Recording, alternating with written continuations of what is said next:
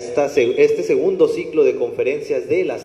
El día de hoy pues es un día muy especial porque se cierra el segundo ciclo de conferencias.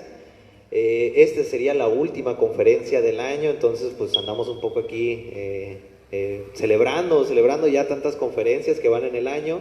Y les agradecemos a todos su presencia una vez más, que nos acompañen a todos y cada uno de ustedes.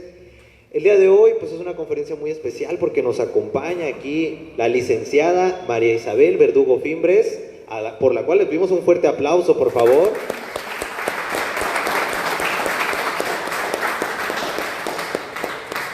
También me gustaría agradecer aquí la participación que haya venido con nosotros a nuestra regidora del 30 Ayuntamiento Municipal, Daniela Pozos, aquí presente, muchas gracias. Les recordamos que estos eventos se realizan a través de la Dirección de Cultura, por encomienda de nuestro alcalde César Iván Sandoval Gámez, que nos dio como encomienda el de generar espacios que propicien el debate, que generen el aprendizaje sobre nuestro municipio, sobre nuestro patrimonio y sobre nuestra historia. Y pues para ello se realizan estas conferencias de las tardes en el museo. Para ello pues traemos el día de hoy a la licenciada María Isabel Verdugo Fimbres con el título de la conferencia de los apuntes sobre las primeras escuelas en San Luis Río Colorado. Para ello, pues antes de comenzar me gustaría leerles una breve semblanza de la licenciada María Isabel Verdugo. La licenciada María Isabel Verdugo Fimbres nació en Mexicali, Baja California. Estudió su primaria, secundaria y preparatoria en San Luis Río Colorado, Sonora. Terminó sus estudios profesionales en el Colegio de Historia, en la Facultad de Filosofía y Letras en la UNAM. Ella ha realizado actividades de investigación, docencia y publicaciones, y de manera también administrativa en los últimos años. Las actividades administrativas de 1992 a 1997 en la formación del Archivo Histórico del Estado de Baja California. Docencia principalmente a nivel bachillerato y universitaria, así como en normal y secundaria en México, DF, San Luis Río Colorado y Mexicali, Baja California. También cuenta con publicaciones como Frontera en el Desierto, Historia de San Luis Río Colorado, Presente y Pasado, Historia del municipio de Puerto Peñasco, Visión histórica de la frontera norte de México, obra colectiva editada por el Centro de Investigaciones Históricas de la UNAM, UABC, coordinada por el doctor David Piñera. Baja California, un presente con historia, obra colectiva del Instituto de Investigaciones Históricas, UABC. También ha participado en diversos años en la elaboración de calendarios anuales del Archivo Histórico de Baja California. Ha participado en eventos relacionados con el centenario de Mexicali en los años 2002-2003. En 2014 se finalizó un trabajo para el Seminario Menor en San Luis Río Colorado, con una breve historia de la Capilla de la Santa Cruz. Participación en el primer Congreso Estatal sobre Preservación de Patrimonio Cultural en 2016.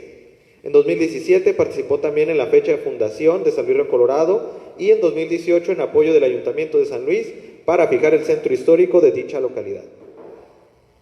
Además, también es presidenta de la Comisión para la Preservación del Patrimonio Cultural de Mexicali-Suvalle, así como también la cronista titular y oficial de la ciudad de Mexicali.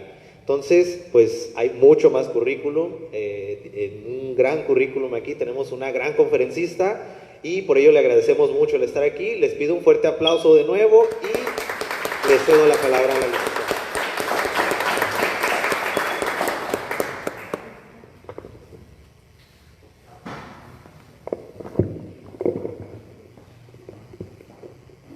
Muy buenas tardes, amigos. Pues es un placer estar aquí con ustedes. Pues quiero aportar algo nuevo, un poquito nuevo, ¿no? A lo mejor muchas de ustedes conocen los datos, pero estos están tomados de las actas de Cabildo del Ayuntamiento de Caborca, que ya están presentes aquí. Entonces me sirvió para hacer algunas pues este tipo de investigación. Entonces yo les quiero presentar pues el tema educativo, cualquier arista, bueno, tiene muchas aristas, Puede ser construcción de escuelas, puede ser magisterio, puede ser las políticas educativas, en fin, una serie, ¿no?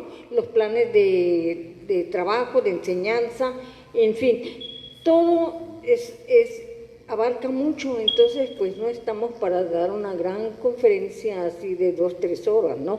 O un curso, pero sí dar algunas ideas sobre la importancia de las primeras escuelas y en el contexto en que surgieron aquí en San Luis, y pues entonces a eso estoy evocada, pero lo que sí quiero comentarles es que es muy importante así ver pues quiero empezar con el perfil de la comisaría de San Luis a partir de 1924, en que oficialmente se estableció. Hay que agradecer, es importante porque ustedes saben que en 1917 llegó el capitán Carlos Jicalle a estas tierras. Eran tierras federales, eran tierras de concesión particular de Guillermo Andrade. La concesión estaba vigente y entonces pues las manejaban las autoridades federales. Es decir, llegaron militares, llegaron aduanales, y en los siguientes años, del 20 al 23, pues los comisarios, porque había que tener una autoridad, eran nombrados directamente por el gobernador. Falta mucho que ahondar en ese sentido, en los inicios políticos administrativos, pero lo que sí, a través de las actas de cabildo que yo consulté, me di cuenta de la importancia, de la importancia de la comisaría, porque a partir de 1904, es decir, como que empieza un despegue de San Luis en muchos aspectos, ¿no?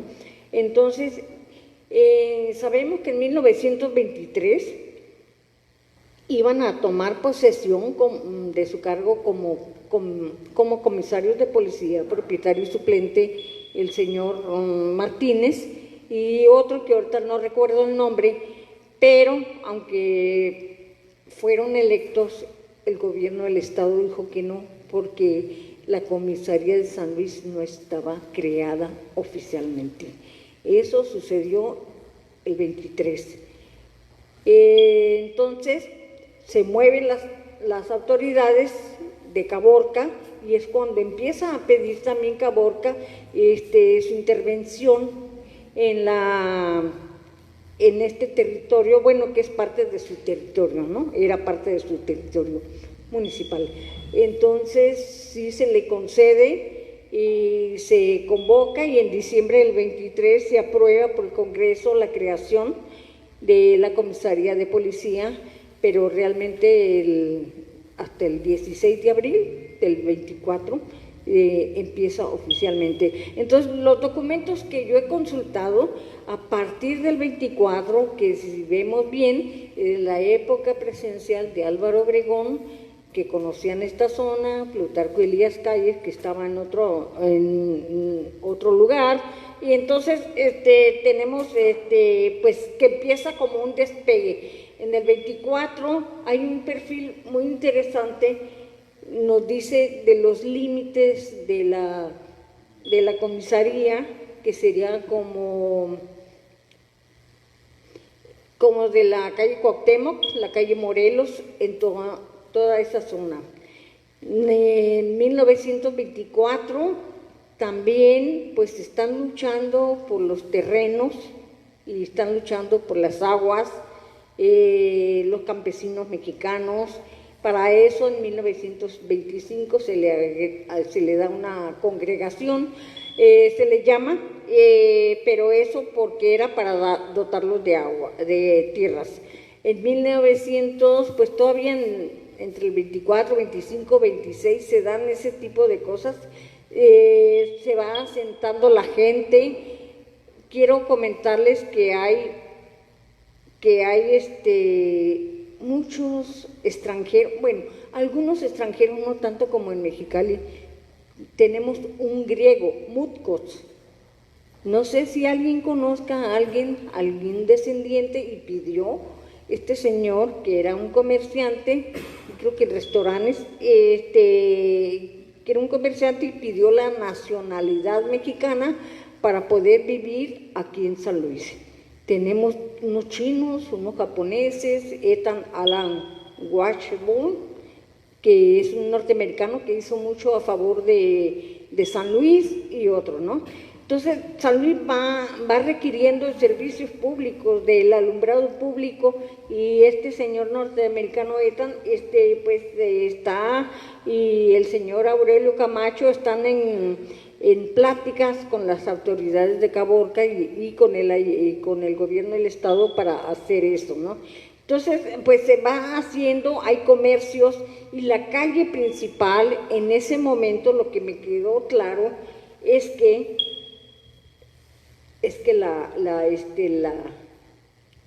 la calzada Cuauhtémoc, así le llamaban, la calzada Cuauhtémoc en 1924 fue el eje de todo el movimiento de la población, ¿sí? Porque ahí estaba la comisaría, se estaban construyendo casas de madera,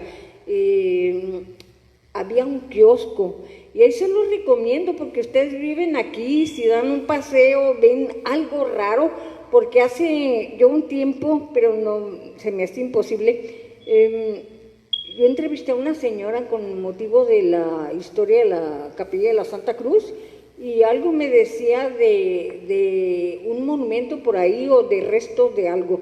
Entonces, si ustedes que viven por aquí pueden investigar, pues qué bueno, pero si había un kiosco, en ese kiosco por la avenida, por la calzada Cuauhtémoc, que hoy es calle, se hacían fiestas, se ponían las casillas electorales, sí, aquí ya se votaba también para diputados locales, para los comisarios, para las federales también. Entonces había movimiento. La calzada Cuauhtémoc fue un eje de la vida social, política, educativa y comercial de San Luis. Bueno, eso me quedó muy claro en los documentos que consulté entre 1924 a 1930. Entonces, si está así en 1924, ya tenemos un patrón, un padrón de niños en edad escolar para criar. Yo lo que estoy segura es que a partir de 1925 se crea una escuela oficial mixta. Siempre se le denominó en los documentos que yo consulté escuela oficial mixta. Era elemental, era del Estado. Hacia 1930 había 98 niños, 50 mujercitas y 48 hombrecitos. Sí, suponemos que era elemental, se llevaba hasta cuarto año. Estos están los documentos de las actas de cabildo. Quedan muchas preguntas, muchas interrogantes. Tenemos al primer maestro que fue director, José María R. Sotelo. Su hermano fue comisario policía después. Entonces, pero este director, al menos del 26 que yo sepa, hasta el 30 funcionó como tal. Teníamos a la maestra Pura Martínez, y luego tenemos a otra persona que no aparece en los documentos su nombre, simplemente dice que se le pagaba 150 pesos. Sí, entonces al maestro Sotelo se le pagaban 50 pesos, 50 pesos en oro, ¿no? Porque era el patrón oro que regía México en ese momento. Después, con la crisis del 29 y las crisis estatales y militares, aquí los levantamientos, y además porque no podían permitir que un comisario ganara menos que un maestro o que un juez menor, pues ganara menos, entonces se le bajó el sueldo y se le aumentó al comisario. Lo importante es que los comisarios en este momento a través de las autoridades para todo lo que fuera escuela. Por ejemplo, tenían que rentar carros a 6 pesos, oro, para ir a Yuma a traer útiles escolares. Sí, era una casita de madera, hacia fines de los 30, estaba en muy malas condiciones. Los documentos dicen que hacia el 31 ya se estaba destruyendo, estaba casi destruida. El otro comisario que le tocó en turno, el 31, 32, por ahí, está diciendo que tiene como 2 años que se está construyendo una escuela y no terminan, y lo cotizan en dólares, $8,000. Me imagino que esa escuelita fue la Cuauhtémoc, ¿sí? Porque la Cuauhtémoc rifaba todo, esa avenida estuvo ahí la escuela. Entonces falta un poco más de investigar, pero eso es importante. ¿Por qué quiero decirles que, pues, que la comisaría a partir del 24 como que cobra vida, ¿sí? Hay movimientos comerciales hacia Yuma, claro que hay poco tránsito por el desierto, eso empieza después, pero lo hay. Y entonces hay comunicación entre las autoridades, entre los comisarios y y el Ayuntamiento de Caborca. Quiero comentarles que también me pareció interesante cómo van encaminando las autoridades municipales a nuestros comisarios en la forma de hacer los oficios y de pedir los ingresos o egresos y cómo llenarlos, qué decir y qué no decir. Eso también es parte del proceso administrativo. Entonces, para mí, la comisaría de policía, muy importante porque es como una experiencia previa a la municipalización, ¿sí? Entonces, todos de buena manera, pues se van encauzando, ¿no? Van aprendiendo sobre el camino a hacer ese tipo de oficios. Entonces también los comisarios eran los encargados de pagar a los maestros, por ejemplo, al que arregló el pizarrón de la escuelita le pagaron 2 pesos, un pizarrón negro. Entonces supongo que si tenemos la escuelita aquí en el museo, me acordé mucho cuando leí eso del museo, a lo mejor pues también le pagaron eso al señor, ¿no? Quien lo hizo, ¿sí? Entonces, pues, y así, reparaciones de la escuela, todo tenía que pagar el comisario, desde sobresueldos, luego usaban otra palabra para los maestros, tenía 6 ramos, el comisario tenía 6 ramos, entre ellos instrucción pública, comisaría, un agente de policía, mejoras, gastos extraordinarios, tenía varias opciones, ¿no? Entonces, de esa manera, pues empezó esta escuelita a funcionar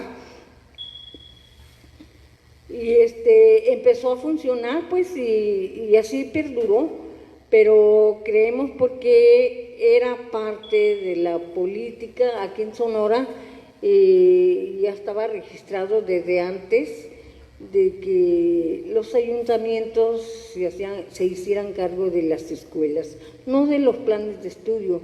Entonces, por eso los ayuntamientos, a través de sus comisarías, se encargaban de construir una escuela, de levantar un padrón escolar y notificar ya en la época de los 30 el comportamiento de los maestros. En los años de los 30 el comportamiento de los maestros, porque tenemos el 31, el 32, hay una crisis y tenemos que estar contra el clericalismo y todo lo que se pueda establecer en una escuela. Es decir, tiene que ser laica, casi socialista, y entonces no nos vamos a meter en teorías de ese tipo ahorita porque es muy duro, ¿no? Pero eso influyó para que el maestro si se comportaba mal, ya se le hacía la nota y se iba a las autoridades para removerlo y traer a otro maestro.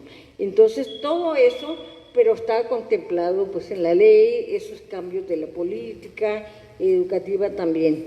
Entonces, pero sí comentarles pues de estas famosas, esta primera, a mí me interesaba saber, y porque lo entendí así al leer los documentos de esta primera escuela, y lo hablan en plural, escuelas mixtas. Yo sé que el 32, el 33 dicen que se están construyendo esas escuelas, ¿no? Luego mencionan que los maestros y pues su comportamiento, todo eso, ¿no?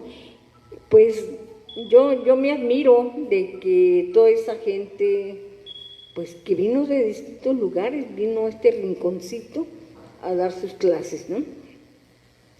Entonces también tenemos que ver pues que, sí, muy importante, les quiero decir que 1900,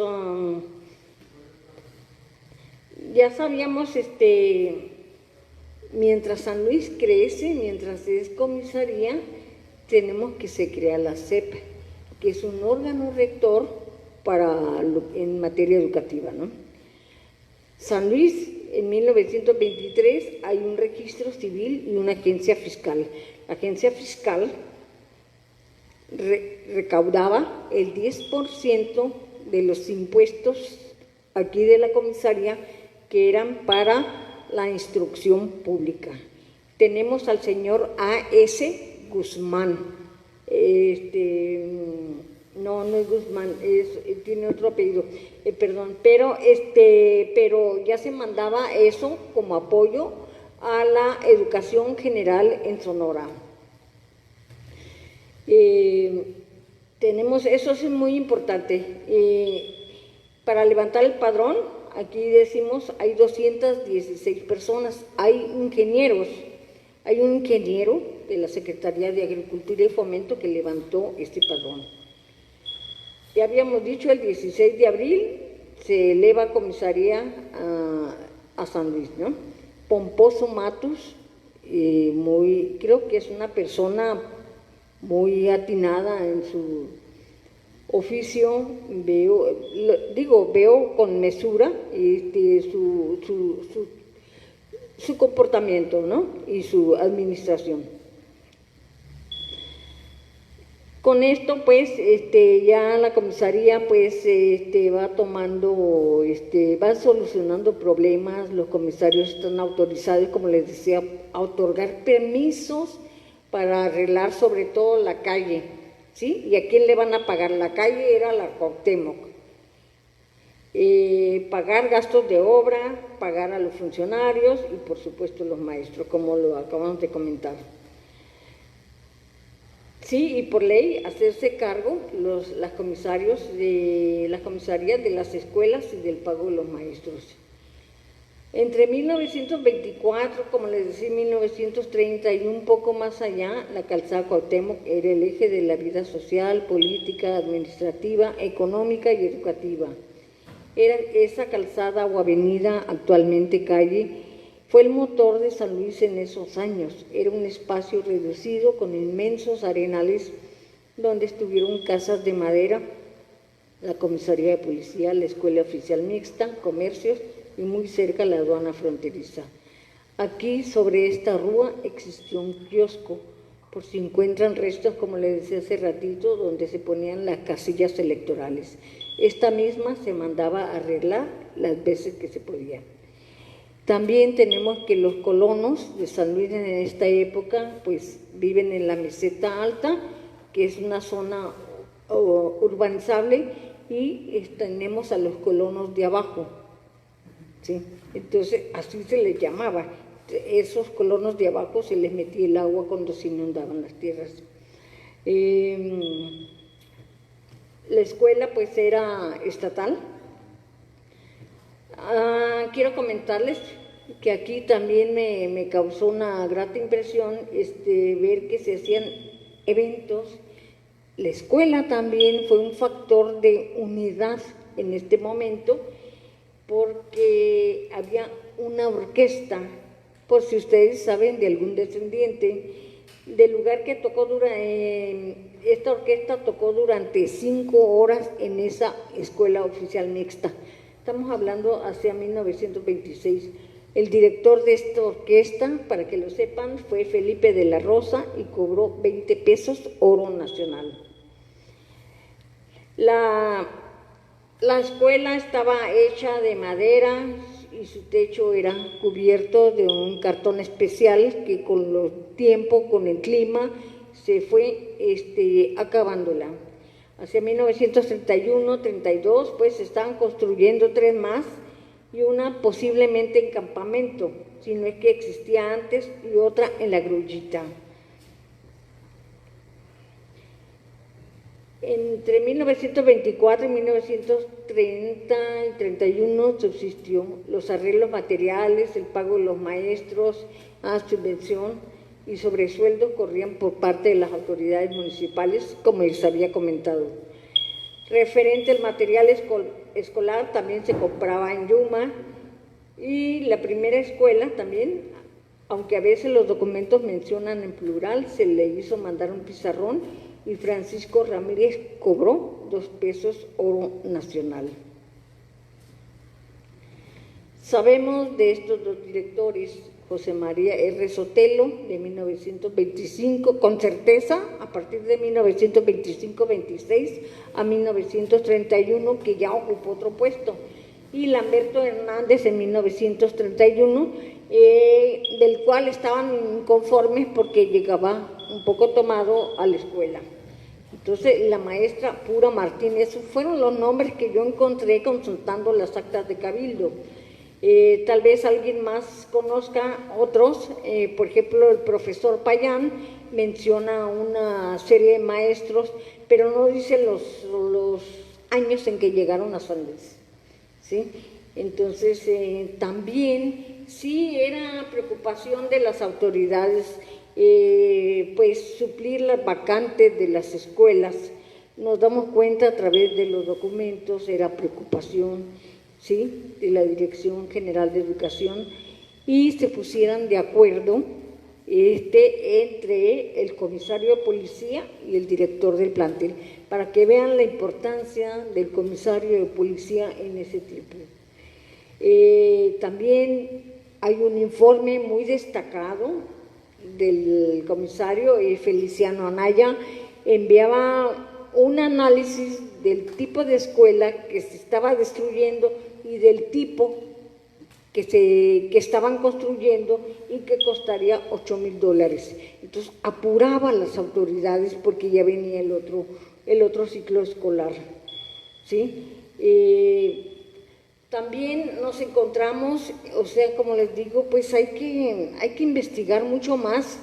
De repente nos hablan de una escuela superior, ¿sí? Entonces, si es superior porque llegaba hasta 6º año. Entonces, ese tiempo que es parte de esta historia de San Luis, pues falta estudiarla más. En mi concepto, como digo, de esta escuela oficial pasó a la Cuauhtémoc, sobre la calzada Cuauhtémoc, y luego a la Juárez y Segunda. Yo no sé, hay gentes que dicen que la primera y segunda, pero viendo un documento y señalando los lotes y la manzana, da Juárez y Segunda. Era una casa que el doctor Romeo Toledo compró y después se la cedió para escuela. Hacia 1939 se llama en los documentos la escuela del lugar. San Luis tenía 300 habitantes. En 1939-40 había escuelas del sector federal y una de ellas pasó a ser estatal con el nombre superior.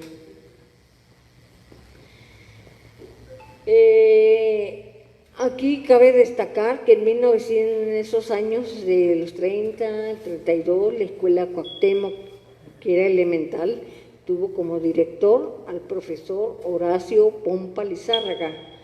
Sí, aquí su servidora le tocó en algún momento dado tratarlo, y de 1944 al 91 lo fue de la Abelardo L. Rodríguez. También pienso yo que la Cuauhtémoc dio lugar posteriormente, si no en el mismo sitio, pues a lo que es la escuela Abelardo Rodríguez. Tenemos otros maestros, no mencionan porque hay escuelas federales y estatales, entonces hace falta investigar más cuándo se nombran maestros federales aquí en San Luis y cuáles son las escuelas realmente estatales. Entonces tenemos que el 41 a Eduardo Lagarda como director de la Escuela Federal con 3 ayudantes. Los 3 ayudantes son maestros, pero así les decían. El 41 tenemos también Eduardo Reyes Díaz, Cecilia Mesa, que trabajaba en campamento. En 1946 había una escuela superior mixta y tuvo como directora a Cecilia Bujanda.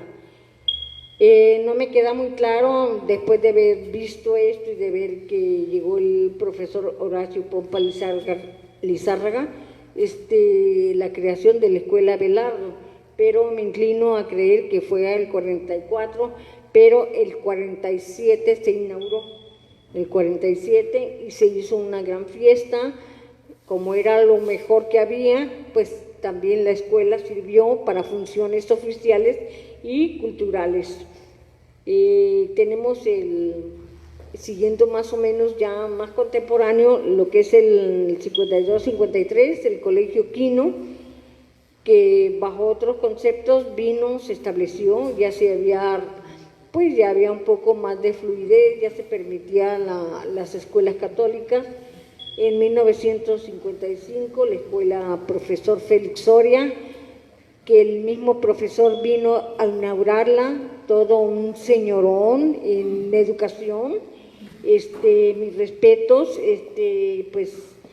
pues de lo mejor de maestros a nivel estado.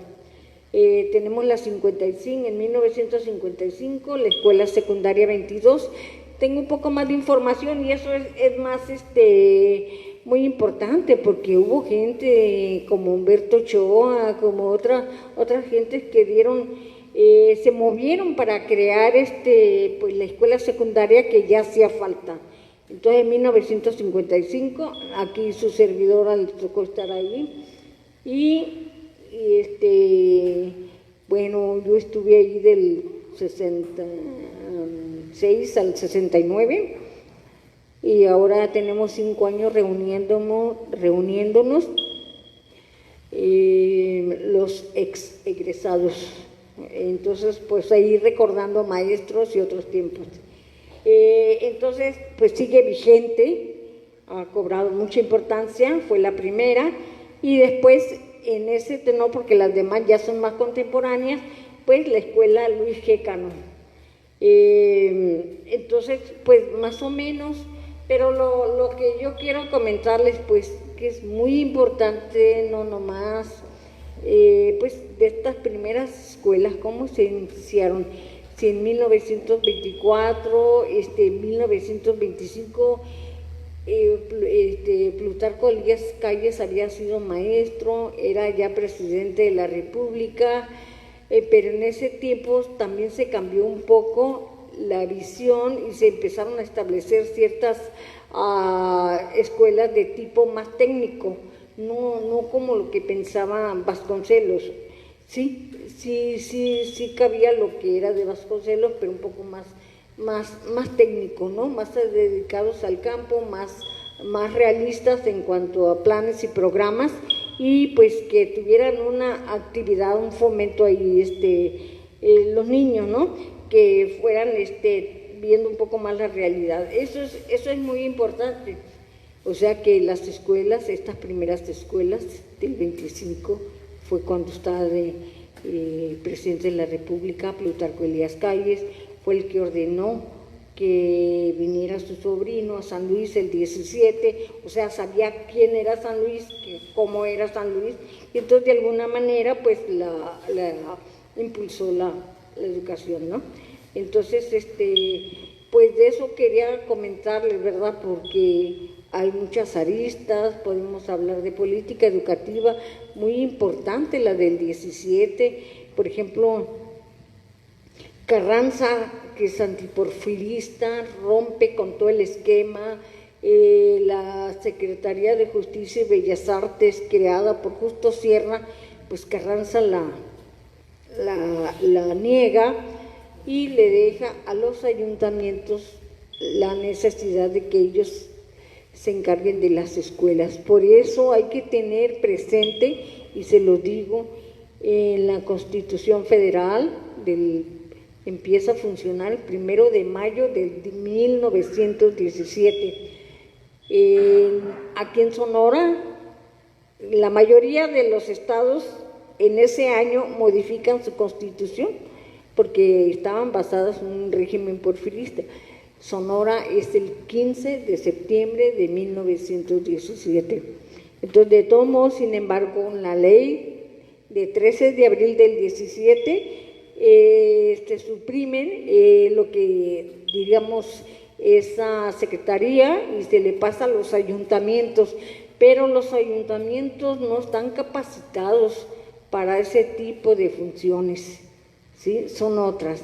Entonces realmente en 1920 con la SEP se da un giro y ya pues después cada gobernante y cada secretario de Educación quiere impulsar, es decir, ya se trata de federalizar la educación a nivel nacional, llevarla a todos los rincones del país y uniformar ciertos criterios, ¿no?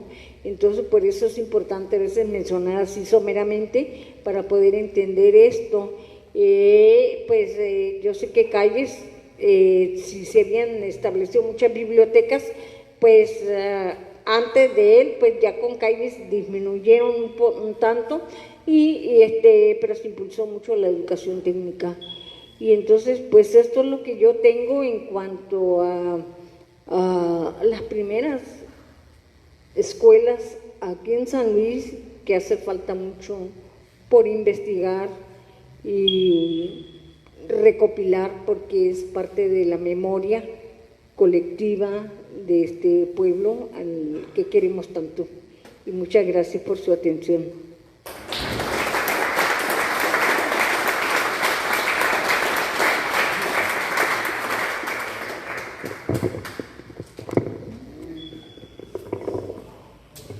Bueno, entonces me gustaría abrir aquí un espacio para preguntas, comentarios. No sé si alguien tenga... ¿Maestro? ¿Tiene micrófono? No, ¿Así? me llama la atención que en 1923 tenía 300 habitantes, pero luego 15 años después ya tenía lo suficiente para ser un municipio, ¿verdad? Como 15 años. Sí, ya tenía, porque se tenía considerado miles, ya había miles, ¿no? Y sí tenía actividad económica, ¿no? Pero había miles. Sí. Y vino la emigración, ¿de dónde son? ¿De dónde, cómo se salieron tanto? Sí, ¿cómo se fundó Pues, tan pronto, no? ¿Por qué se fundó? Porque muchos querían pasarse a los Estados Unidos, otros se quedaron aquí, y cuando el capitán Carlos G. Calles llegó, pues traía gente que quería tierras. Lo que pasa, sí se dieron de topes, porque era una concesión vigente de Guillermo Andrade, que vino a se vino a caducar realmente hasta 1928. Pero quiero comentarles, aprovecho, había 3 concesiones. Andrade tenía las de las Vegas del Río, que son las agrícolas. Manuel Martínez del Río tenía las que son la zona urbanizable actual de San Luis. Y luego había otra persona que tenía hacia el sur.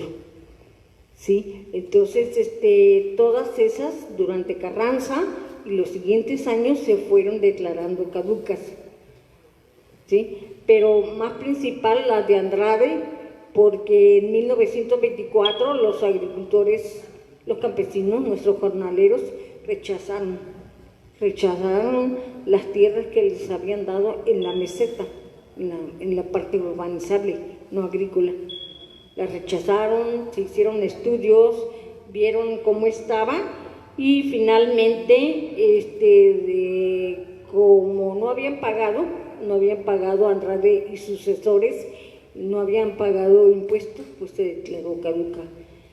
Pero todavía en los años 36, 38, previos a la municipalidad, todavía seguían declarando o llamando a los descendientes de Andrade y sucesores para que pagar impuestos. O sea que realmente cuando fue el reparto ejidal en Baja California se retomó un poco eso y pues ya definitivamente se dieron los ejidos aquí en Sonora, pero entonces yo creo que ya el gobierno consideró, ya supo que pues no había ni apoderados ni descendientes que quisieran pagar eso, entonces por expropiación se dieron.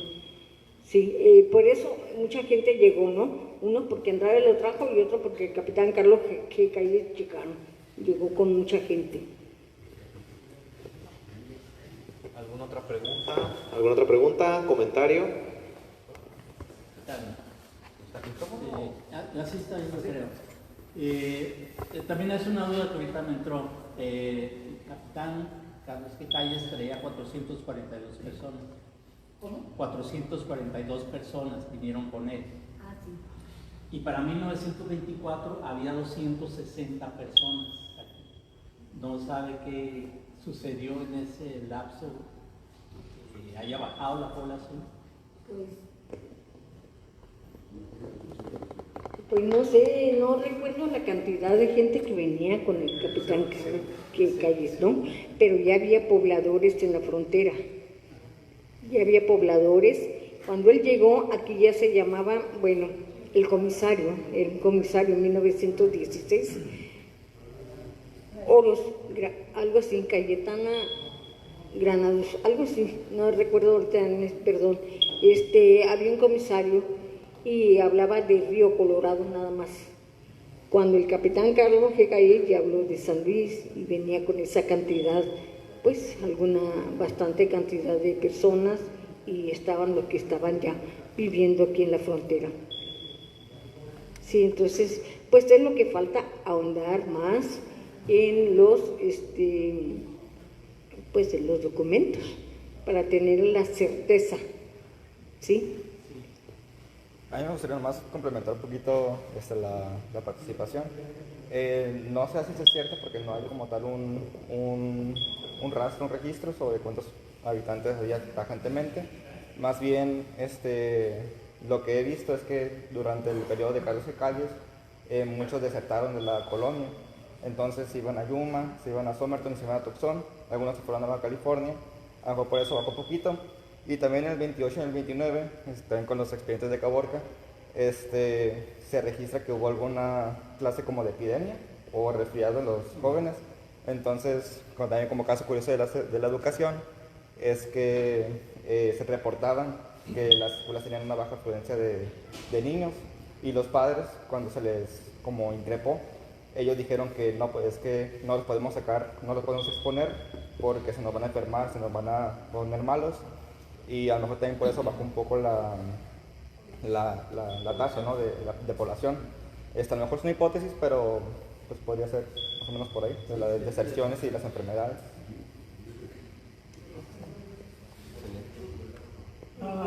Me llama la atención, digo, toda la investigación esa está hecha sobre los actas de cabildo, ¿no? Entonces, me llama la atención el hecho de que en los actos de cabildo no se llamara a las escuelas por su nombre, o sea que se omitían muchas cosas, ¿no? Sabemos que la escuela que estaba en la Cuauhtémoc se llamaba Mártires de Zaguaripa, Mártires de Zaguaripa, y allá empezó también la Cuauhtémoc, ¿no? Pero en las actas está como la escuela local. Sí, se le llamaba escuela oficial. Mixta. Y si llegaba hasta cuarto grado, era elemental. Sí, eso es importante, tal vez porque era un núcleo pequeño, todo el mundo sabía, y ahora sí les digo, porque yo veo actas de cabildo, y yo pienso, ¿dónde sesionaban? Sí, en el sitio de costumbre se pone, ¿sí? Pero ¿cuál era el sitio para nosotros ahorita, actualmente? ¿Cuál es el sitio de costumbre? Se supone que en la comisaría. Sí, ¿y dónde quedaba la comisaría? Ah, entonces ahora yo como presidenta de la comisión, por favor póngale dónde vamos a sesionar y el sitio, ¿sí? Ay, porque es muy importante cuando haces historia. Entonces, ¿dónde quedaba? Entonces ya sabemos que la comisaría estaba por la Cuauhtémoc, ¿sí? ¿Sí? Que la escuela estaba por la Cuauhtémoc. Y no sé si es la misma, hay una Cuauhtémoc, ¿verdad? Ahorita. No, ¿Ya no? No está en el mismo terreno. ¿Mande? Sí, No importa si no está o no en el terreno, pero quiero saber Sí, hay una que se si llama es Cuauhtémoc. continuidad de aquella. Pero es federal. ¿Mande? Es una escuela primaria federal. Cuauhtémoc, ¿Federal? Que está en la segunda y carretera del Valle. Pero es federal y ahí menciona que es del Estado. Pues probablemente es la velar. Como dice usted, no es información clara y quedan dudas. Sí, o sea que hay que ver porque entonces todavía la escuela Cuauhtémoc subsiste. Y si existió con ese nombre a partir de 1932, mire cuántos años tiene. ¿Sí? Pues la Cuauhtémoc es más nueva, mucho más nueva. No importa que sea nueva, pero subsiste la escuela. Y si es del sistema federal, y si yo creo que era del sistema federal como la Abelardo, pues entonces, pues hay que, no sé si ustedes tengan registros por ahí, lo más antiguo, pues hacer un cierto homenaje a la escuelita, ¿no? Y a sus profesores, qué planes de estudio tenían, qué les enseñaban. Sí, ya sabemos que a los varoncitos pues algo de campo, a la mujercita pues actividades domésticas en ese tiempo, pues todo eso, pero es historia, es parte de la historia de salir de las primeras escuelas, ¿no? Miren, a mí nunca me gustó en mi primaria, en ninguna, no me sigue gustando, lo valoro, la costura. Pero tenía que hacerlo porque si no reprobaba el año. Y la mera verdad, mi mamá me ayudaba a terminar el bordado. Era un sufrimiento para mí. Sí, no me gusta y no me gusta, pero lo valoro porque también mi mamá me enseñó a coser. Sí, pero es el valor de eso, la importancia. Y pues eso se enseñaba, ahora ya no se enseña. Entonces, pues parte entonces, pues eso hay que rescatar, ¿no? Y eso sí me acuerdo que se hacían unas exhibiciones a fin de año, ¿sí? De costuras, manteles, servilletas, bueno, refiriéndome a eso. Entonces, pues todo eso hay que tomarlo en cuenta, ¿sí? Bueno, ¿alguna otra pregunta? Nos dejó en duda con lo principal que estaba esperando de la Escuelita Revolución. De la Escuelita Revolución tengo mis dudas todavía, pero más o menos lo ubico. Dice 1933.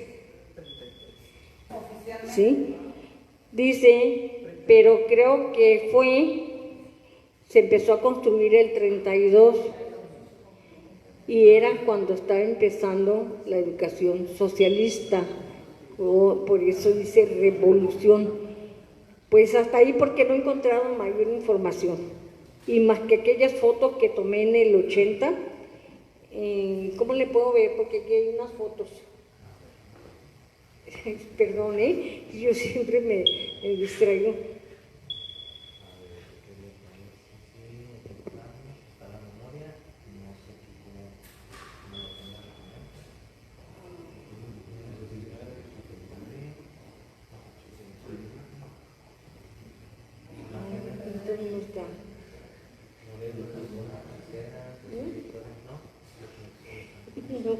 Pues se las debo, se las debo.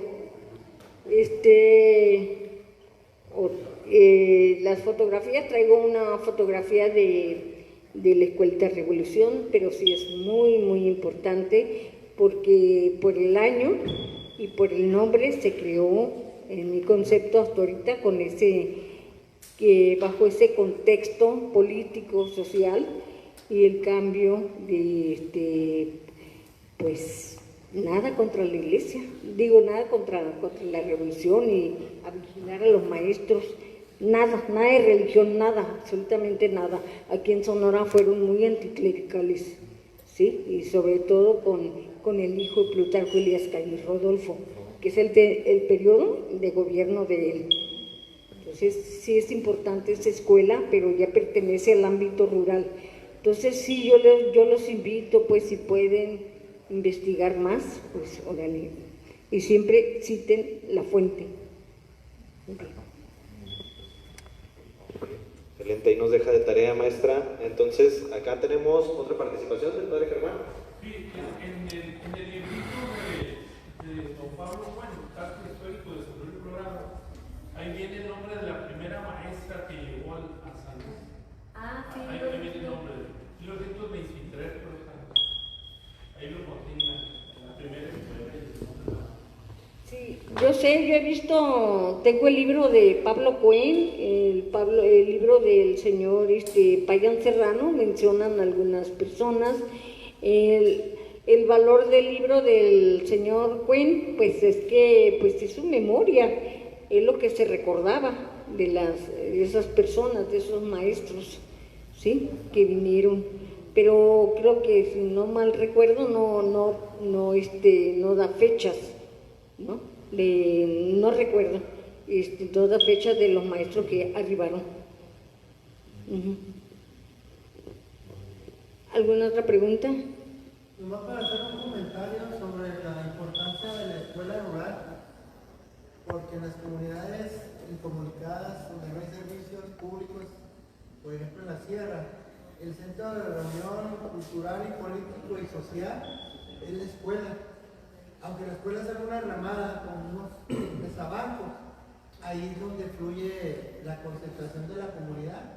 Toda su vida gira alrededor de la escuela, pero el que forma la escuela es el maestro, porque sin maestro no hay escuela. Entonces es un comentario que les quería hacer, un reconocimiento, ¿no?, a los maestros que laboran en esos lugares y que esas comunidades han crecido, se han desarrollado gracias a la escuela. Sí, yo quiero comentar pues que un poco que he leído a nivel nacional sobre la política educativa, que siempre todos los gobiernos se preocuparon por la educación de alguna manera, pero México en el siglo XIX estaba imbuido en muchas guerras. Entonces nunca hubo un momento realmente para ponerse en paz y echarse a andar las prácticas, lo que querían, ¿no? Tanto en Hacienda como economía, como la política, ¿no? Entonces pero sí veo que sí hubo preocupación y más o menos desde Joaquín Baranda, Justo Sierra, también Gabino Barrera. También la época esta de los 20 entra a la luz la escuela racionalista, que pega mucho en Yucatán, en el suroeste del país, pero muchos vienen de España y traen sus ideas, promueven ciertas libertades, pero por acá pues llegó tardíamente, ¿sí? Entonces, sí es importante tomar en cuenta las ideas políticas, ya para terminar, las ideas y el contexto en que se está viviendo, ¿sí? Y pues hay que rescatar los valores, esos valores que muchos se han perdido. Sí, muchas gracias. Bueno, pues entonces aquí ya finalizando, les agradecemos enormemente aquí a todos su presencia y sobre todo pues el haber estado al pendiente de todas las conferencias, todos los martes, todas de las tardes en el museo. Agradecemos a la licenciada María Isabel Verdugo y les pido por favor para finalizar un fuerte aplauso para todos, para el conferencista.